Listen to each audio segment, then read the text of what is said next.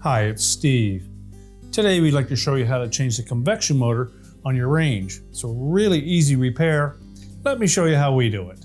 Now before we begin this repair, the first thing we'll need to do is to disconnect power to the range.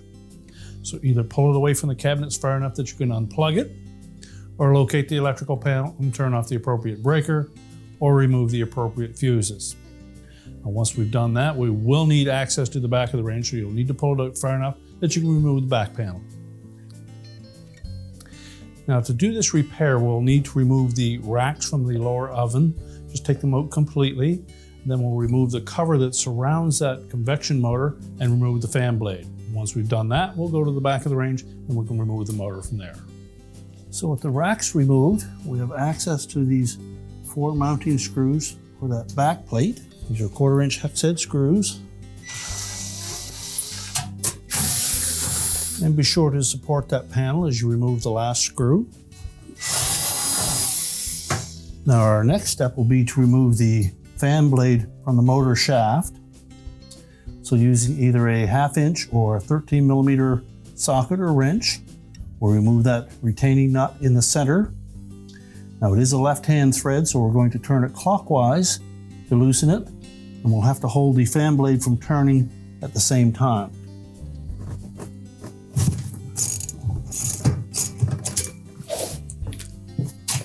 You may also find a small spacer washer underneath that retaining nut.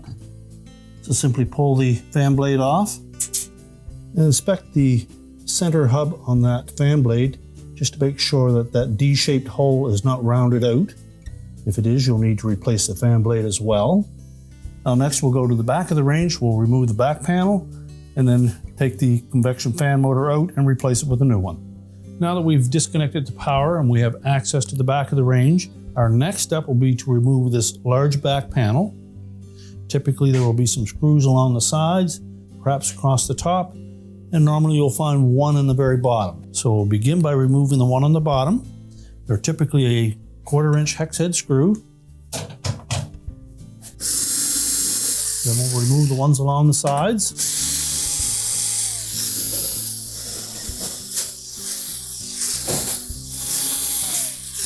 Now before we remove the last screw across the top, we'll also need to remove the screw that connects the ground wire. And take note that it has a different type of thread on it. Just push that through the slotted opening, and then remove the last screw and tilt the panel forward. So be sure to support that back panel as you remove the last screw, and we'll pull it away at the top. Now with the back panel removed, we'll locate the wire harness connector for the convection fan motor. We'll release the 2 locking tabs and separate the harness. Then we simply need to remove the 3 mounting screws for the motor. Again, these are 1/4-inch hex head screws. And support that motor as you remove the last screw.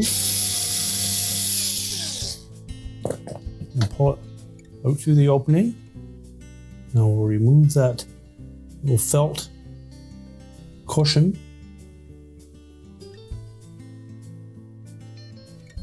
We'll slide that over the shaft on the new motor. And then we just need to make sure that when we install that new motor that the center leg is on the top. We'll reinstall those retaining screws. We won't tighten any of them until we have all 3 in place.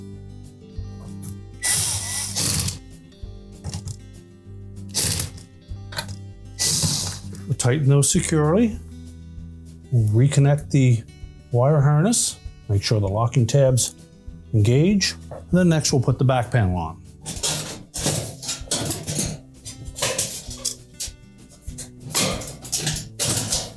Now once all 3 of those tabs are engaged, we'll just tilt the panel to an almost upright position.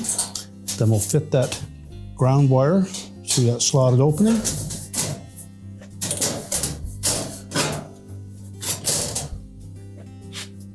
And now we'll push the panel into place and attach it with a single screw at the top. Be sure to attach the ground wire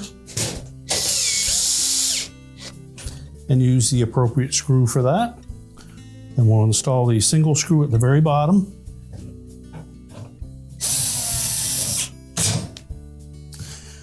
And then just continue to put the ones on the side.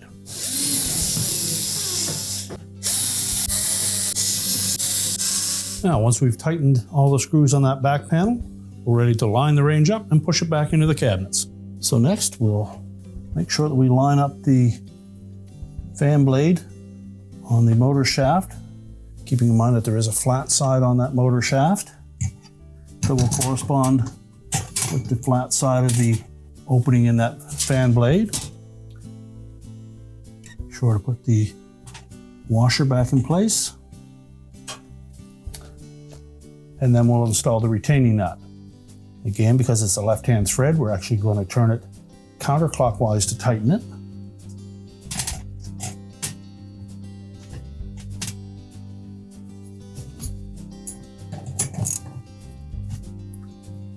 So hold the blade from turning as you tighten that nut, and then we're ready to put the cover back in place.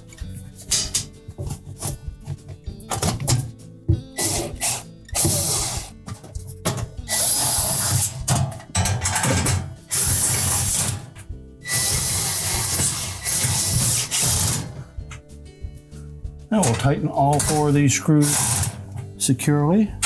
Then we're ready to put the oven racks back in.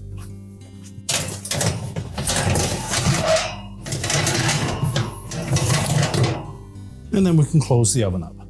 We're now ready to push the range back into place, reconnect the power, and your repair is complete.